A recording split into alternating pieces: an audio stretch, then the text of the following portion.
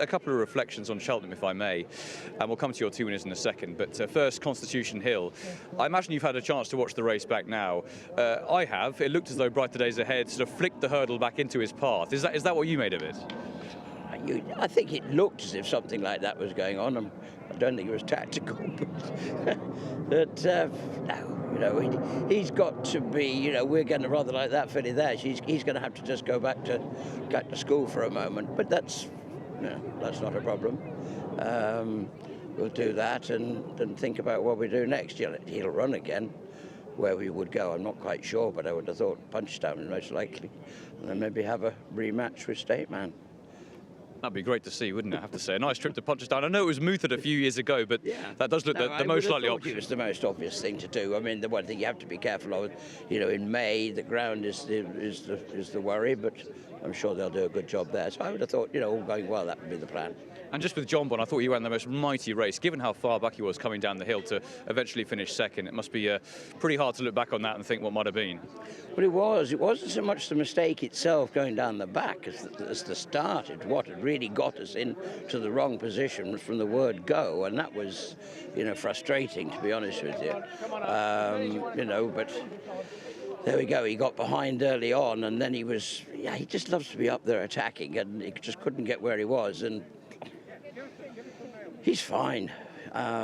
He's got to go again. I would think he would go to Aintree. He won there last year over 2.5, and 2.5 certainly isn't a worry. So I'd have thought that's where we'd go. And potentially maybe Sandown at the end of the season? Yeah, well, he loves Sandown. I mean, now everybody will say he's to go back to he doesn't like Cheltenham.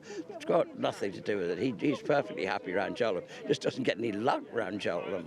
But you can see he likes Cheltenham by the fact that he's stuck on well, having made that terrible mistake. He flew up the hill. A bit further wouldn't hurt him, so you've got that to come at Aintree, yeah. So he's fine anyway. And finally on your winners, Jango Baie. That was the most extraordinary race, the Arkle. Didn't he finish off well, though? Well, his last, if you sort of believe in sections and timings and things, I should think that was the fastest last fence to post you'll ever see. But no, he was extraordinary. But I mean, I suppose we did know before we went in there that he wasn't a 2-miler. It was only just that Cecchino couldn't come and play. So, and Jango was Jinko Blue wasn't there because he was going to go 3 miles. So Jango Baie came, and it was mattered whether we went to 3 miles or dropped down to 2. Halfway round, it looked as if the trainer had made the wrong call because it looked to me blatantly wanted. Well, he was nearly tailed off, wasn't he? But then I suppose he's got the pace and he's got the stamina, and he got him up the hill. And Doddiethegreat, I know he's always had ability, but it was nice to finally see that on the racecourse. He's lovely. Yeah, I suppose, it's a bit misleading. He was 4th in the Betfair Hurdle at Newbury last year behind Jeriko Lord and ran a fantastic race over 2 miles. And then, we tried chasing, that didn't work, and got a bit of a muddle. But as soon as we went up to 3 miles, we were back in the ball game. He ran a great race in his qualifier at Haydock, and Brian Hughes rode him that day, so with James Bowen being out of action, we left Brian on him, gave him a great ride. Nicky might not agree with everything I've said, but because we were second as well, which was terrific. They both ran wonderful races. And just finally, Lulamba, I thought ran a cracker in the Triumph. Yeah. I thought he was slightly unlucky by the way the race turned out, given the fact that he, East India Dock and Hello Neighbour were towards the 4, and then he was done late by a closer. Yes, I mean, you were concentrating on the battle we were having with East India Dock.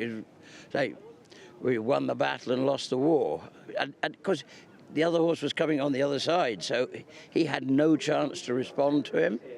Mind you, it was very late on as well. I don't think there was time to respond, to be fair, but he was just nobody saw it coming, to be honest with you.